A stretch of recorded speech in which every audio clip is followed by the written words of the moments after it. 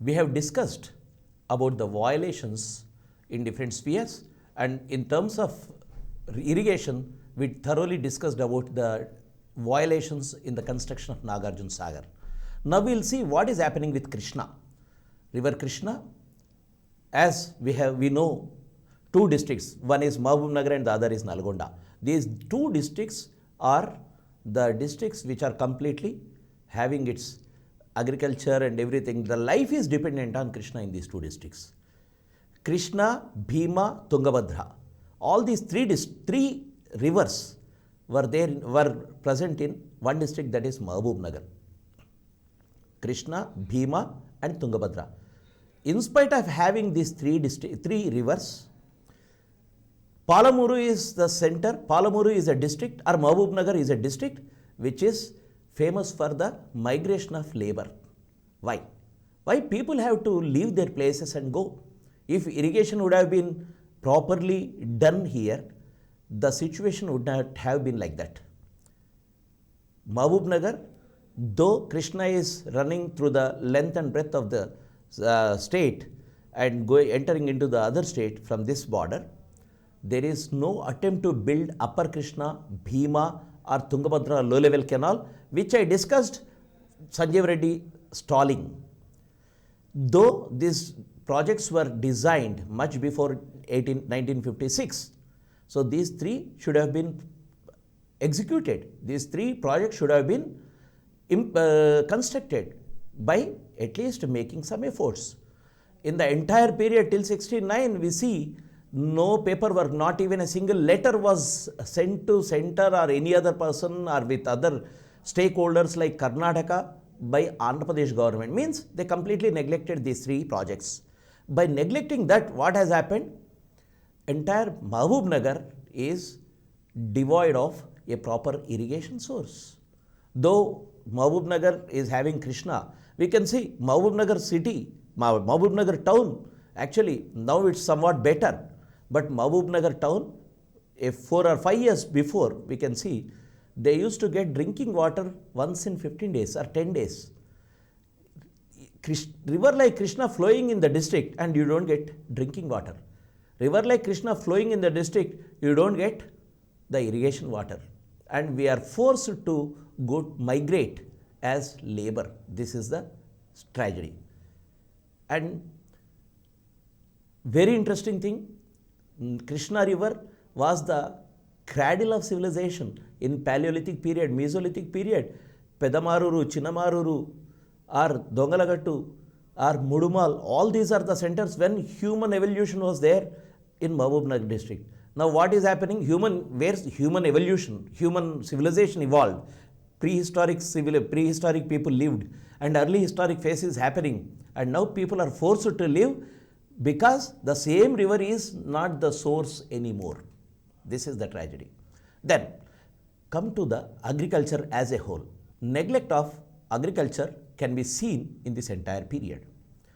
Expenditure on agriculture between 1956 and 68.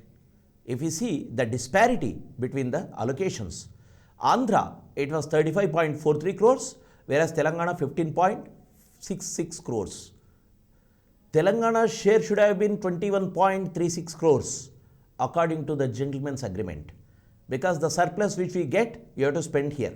But what we are getting? We are getting 15.66, at least 5 to 6 crores less allocations to Telangana in agriculture sector. Then discrimination in fertilizer supply. We can see the statistics.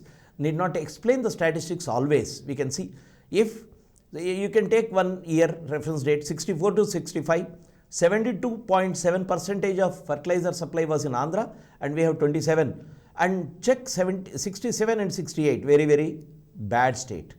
91% of the fertilizer supply was in Andhra and 9% was in Telangana. How can you expect Telangana agriculturists to survive all the hurdles and thrive? This is the problem. Next, electricity. 1956 to 68, rural electrification. We can see Andhra got 98 crores, Telangana got 10 crores. Means 100, approximately 100, this is 10. 1/10 of the allocations you can see for Telangana. Rural electrification is a very important aspect for the developmental issue in rural areas. And very interestingly, when Andhra was reeling under powerlessness, means they did not have power, and Hyderabad was producing the power and we had electricity here. Our own Hyderabad was producing in 1930s, and now in United Andhra Pradesh, this rural electrification got a raw deal. And revenues. See, all these things are every department. I am showing you one example or two examples for each sector or a department.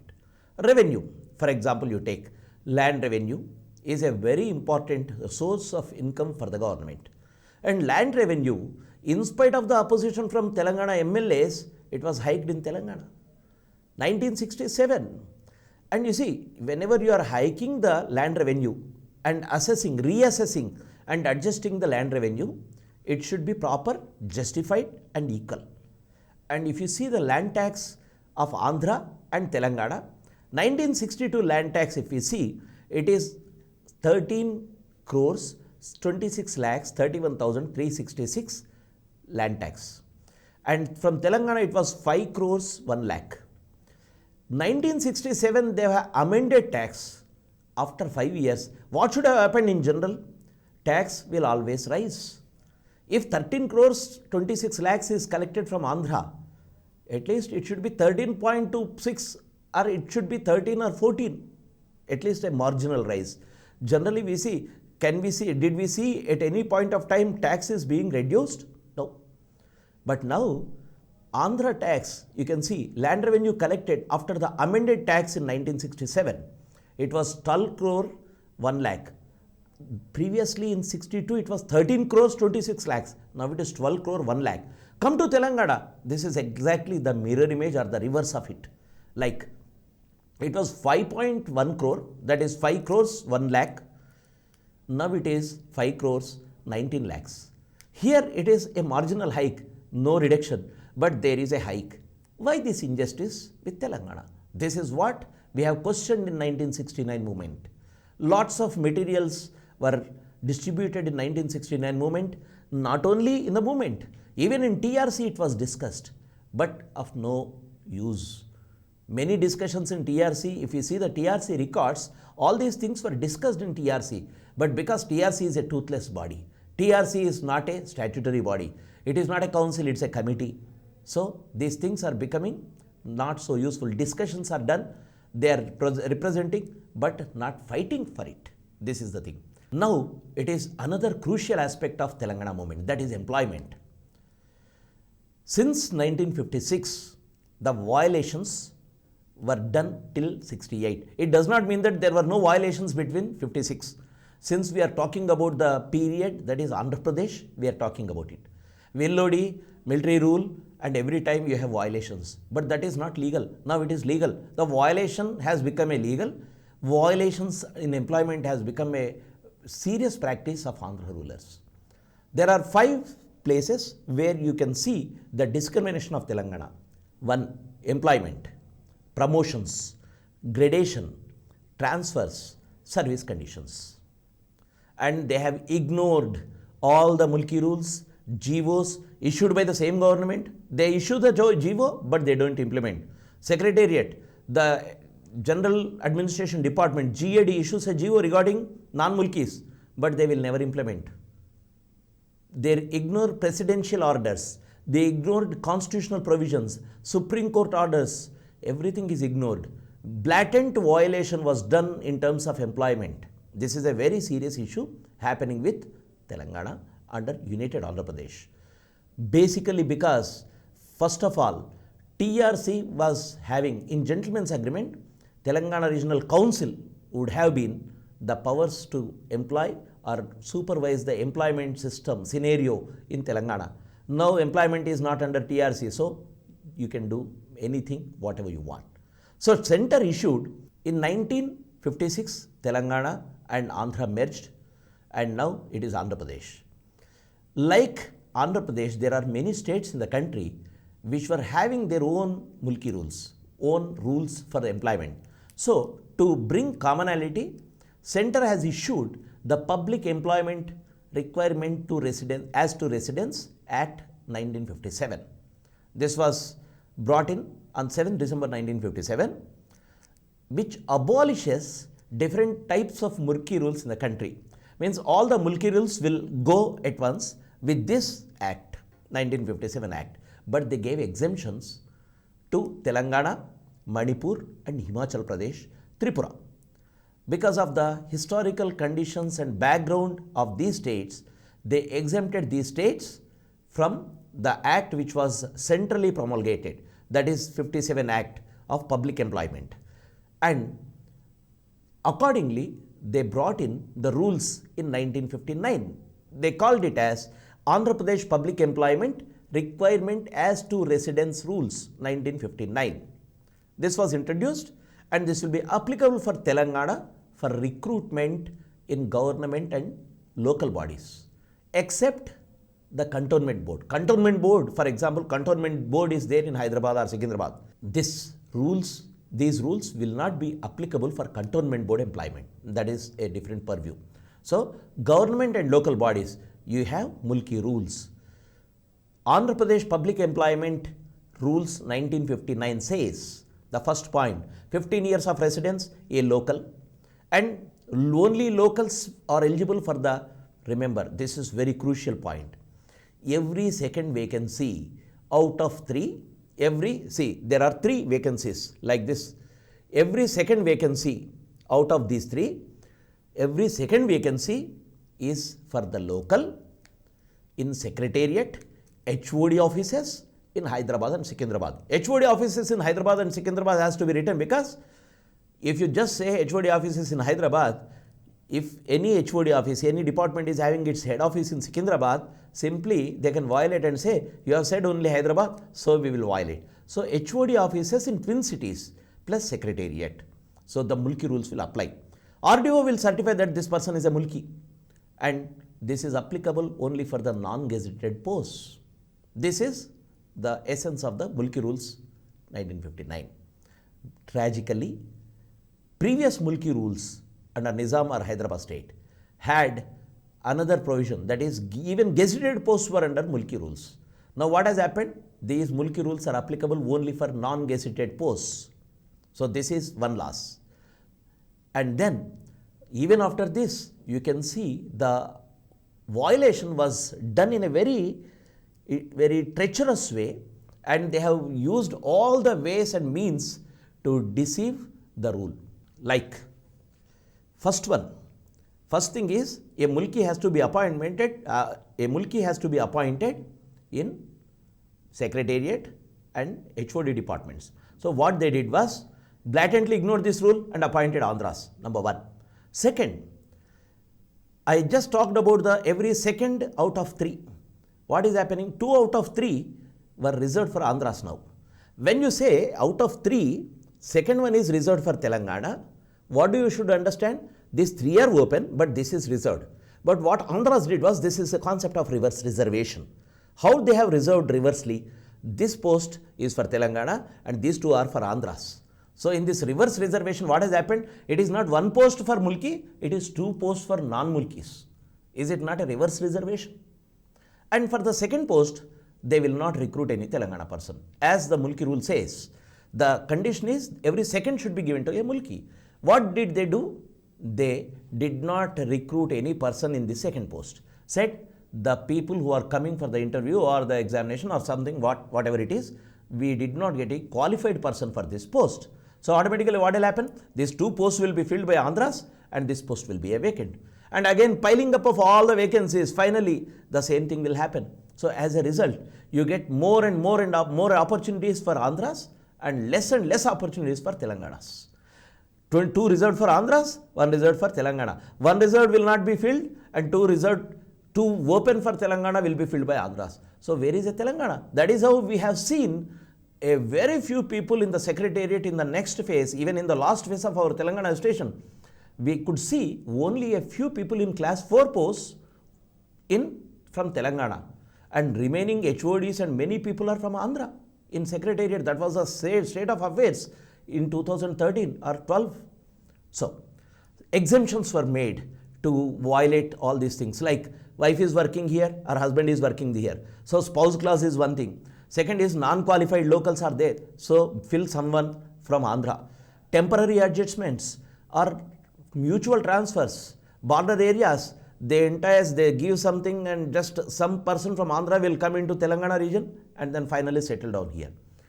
Dependents are refugees and army personnel, especially from Burma and army personnel. So this is one class. So you make some certificates and you can get a reservation in here, exemption. Then on humanitarian grounds, health ground or something else. So finally, these 6 methods were used to violate the Mulki rules, and finally Andhras are settling down in the employment. Posts allocated for Mulkis were first abolished, then filled with Andhras, as we have seen.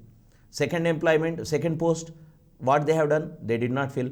Finally, merged with the new posts, you get more number of posts for Andhras. 1,50,000 Telangana employees were harassed by the Andhra officers. As we have seen, service conditions is one of the important aspect.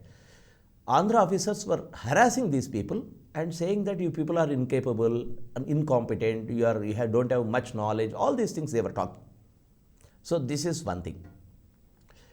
According to some of the statistics, teachers, 2,500 non-Mulkis were appointed as teachers in Telangana because the class, as I said, exemption, no qualified local is the pretext. When you have no qualified teacher, you can appoint a qualified one. You can అనేది లేదు కానీ they have appointed non-locals, saying that there are no qualified locals. Why there are no qualified locals? Because we don't have enough teacher training institutes here. So teacher training institutes, Madras or some of the other centers, so trained teachers are coming into Hyderabad because they are saying that there are no qualified teachers in Telangana. Teacher training institute, basic trainings and all these things. So we don't have. So as we remember, in gentleman's agreement, what they were discussing, improve all the educational facilities in Telangana. You have to improve the facilities. You have to reserve the seats for Telanganites in those institutions. You don't improve, you don't reserve, and you make all the violations in jobs. This is what opportunist leadership of treacherous, blatantly violent, opportunist leadership of Andhra did. For example, you can see they have retrenched 44 employees in forest department. These are the statistics of this period. Who collected all these things? One is TNGOs and some of the books which were written during this period, 69 movement, they have come out with the clear statistics, cases. 44 retrenched Andhra employees in forest department there were recruited into Telangana. Now who is losing? Telangana people are losing. They have retrenched there and posted here, appointed here. So it is minus 44 plus 44. It should have been 44 Telangana people and more number of people should have been appointed in forest department in Telangana, and you are losing all the posts. Departments were integrated where Andhras get benefited. For example, some of the departments will be there. The same department or redundant activity doing similar activity, so departments will be merged. And it was done only where Andhras are getting benefited. But where Telangana is getting benefited, they were delaying the prospects. Why? Because if you delay the thing, you can postpone the gradation. Why gradation is important is, if the gradation list, if the seniority list, grading list, everything is done, the next is promotions. You can promote Andhras if you have a gradation list. If you don't have a list of gradation for Telangana employees, you will postpone the promotion. Thus, Andhras will climb the ladder, climb the higher echelons as fast as possible, and Telangana's people or Telangana employees will be denied of their share. This was done. For example, Public Works Department, if you see, out of 120 promoted, only 6 were from Telangana. 120 and 6. What is the ratio you can see? It's so horrible. This, in gentleman's agreement, we were talking about the ratio, even in employment, even in retrenchment, even in promotions. Now what we are seeing? We are seeing nothing is being implemented. Teachers' pay. Pay scales. In Telangana, pay scales were something else. Andhra state, pay scales were something else. Jayashankar was narrating his own story in his biography or some interview. The pay scale of Telangana was higher. When Andhra Pradesh state came into existence, they reduced the pay scale. Then Jayashankar and other people approached the higher authority, some district educational officer also, said, this was our pay scale. Please retain it. Then he said, we are not going to do. Go and ask the person who has given you the pay scale. Who gave the pay scale? That is Hyderabad state. Can they go back to Hyderabad state and ask for the same pay scale and retain it? There is no Hyderabad state, there is no Burgula, there is no government of Telangana. Now it is Andhra Pradesh. This is the blatant answer. This is the shameless blatant answer they were giving.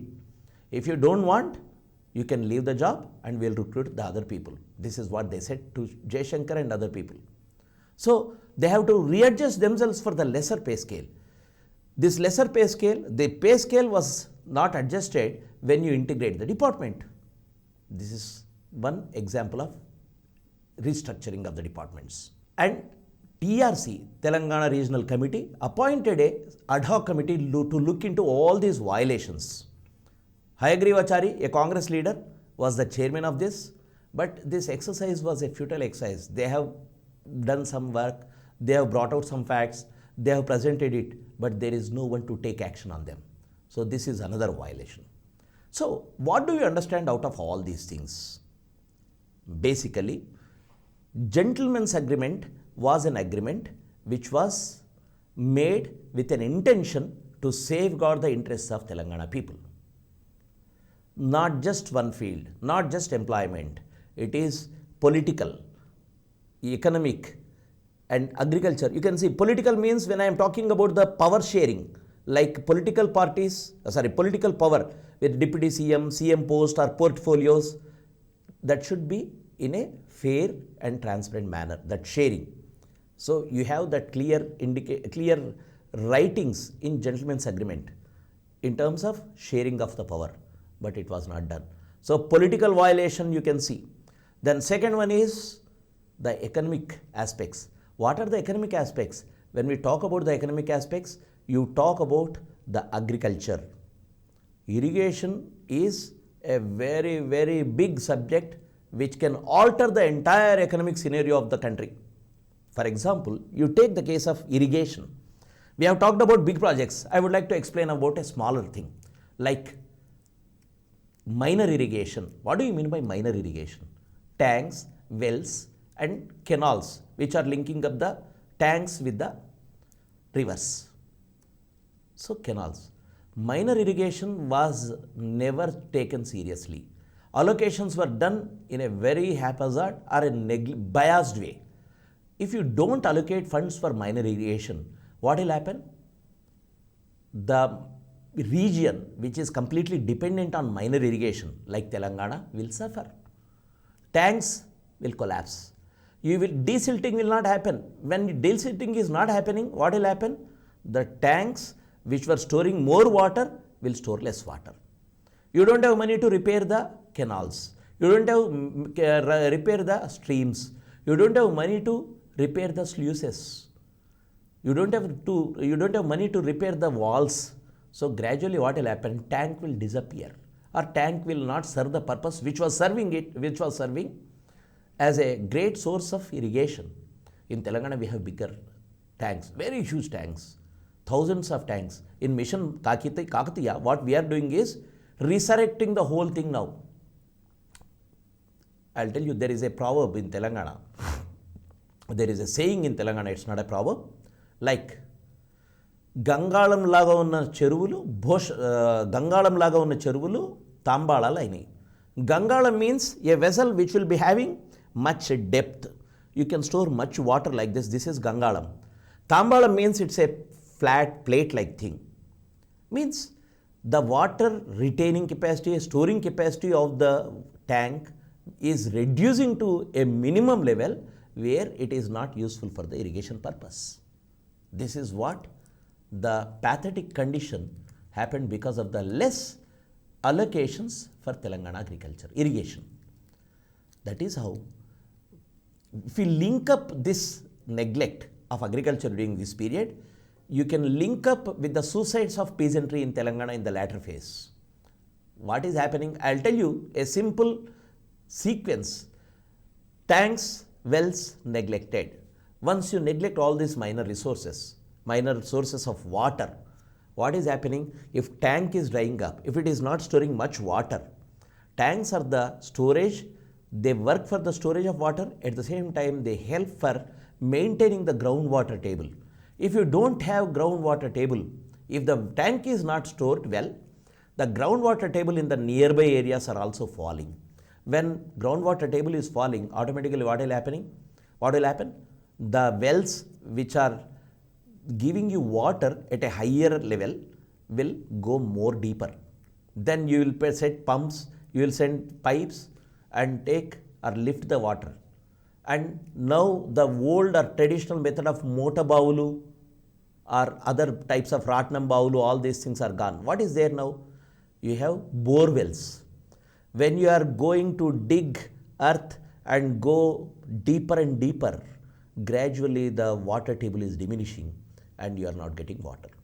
Previously we did not have bore wells because the minor irrigation source, that is tanks, wells, were supplementing the water needs along with the rain which is seasonal. Now you don't have tanks and wells, so groundwater table gone, and we are in quest of the water at 400 meters level. We are going deeper, digging, and finally not getting water. And our peasantry is spending money on bore wells and getting indebted to the money lenders and finally committing suicide. Don't you see a bigger tragedy in an aspect like non-allocation of funds for minor irrigation? This is what has happened under United Andhra Pradesh. So irrigation gone, electricity is important for development, we have seen, and employment is such a bigger thing where you have lost jobs to Andhras. Thousands of jobs, not hundreds, thousands of jobs are lost to Andhras. Blatant violation. Don't say violation mere. Blatant is a must word along with violation when you speak of employment. How did they violate? There are some smaller techniques, like for example BHEL like place. In the next 1970s, we can see the change. Like industrial areas like BHEL, when people were getting jobs in BHEL, in fitter, turner, all the tradesmen jobs, what is happening? Many people from Andhra are getting enrolled in the employment at Sangareddy because employment exchange is the one which is sending the interview letters or test letters. So you should enroll in Sangareddy through fake certificates, fake local certificates. Many Andhras got fake local certificates in Medak district, erstwhile Medak district, headquarters Sangareddy. Sangareddy Employment Exchange was having more number of fake mulki certificates. And all these people became locals and took employment in BHEL like centers, where you can see people taking up the opportunity of getting a job here. Government jobs, we have seen how they have violated. Thus, if we have to conclude, the entire violations can be framed like this. They did not care for rules, agreements and courts. Violations, wherever it benefited Andhras, they have resorted to all these measures. In terms of projects, the bias towards Telangana projects, we can see. And finally, irrigation is a major aspect in the next phase of movement. R. Vidyasagar Rao, we'll talk about him whenever we have time or whenever we have a context also. In his book Neelu Nijalu, actually it was a series, written articles coming published, put in one book, that is Neelu Nijalu R. Vidyasagar Rao. It's a fascinating work about the problem of water, issue of water of Telangana. R. Vidyasagar Rao, he is no more now. He was active in Telangana movement, last phase. So, deceit in irrigation, agriculture, impoverished the peasantry and people. And all the suicides and the impoverished and the monoculture of the crop pattern in Telangana, we have to attribute to the United Andhra Pradesh governance. Monoculture, we had a vibrant agriculture pattern And United Andhra Pradesh brought in monoculture, only 1 or 2 crops, and we lost the vibrancy, we lost the capacity to regenerate, and we are dying. Means Telangana peasantry died because of this loss of vibrancy, monoculture aspect. And employment, non-Mulkis grabbed the employment, and because of this, the last 20 years of violation, means 56 to almost 68. You can see 12 years. What is happening? All the violations. And before 56, at least you can start from military rule. 40. You can start from 50. 50 to 68. Almost 18 years of subjugation of Telangana by different means, deceit and violation is the spark which has lit the prairie fire of 1969. There is a famous saying, a spark can lit the prairie fire. Because we will be talking about 1969 agitation tomorrow in the next class. So I am talking about this spark. Spark can be somewhere, but once the spark becomes wider, it becomes a prairie fire. 1969 movement is a prairie fire, and these violations are the reasons why this spark has been lit to start 1969. Jai Telangana agitation.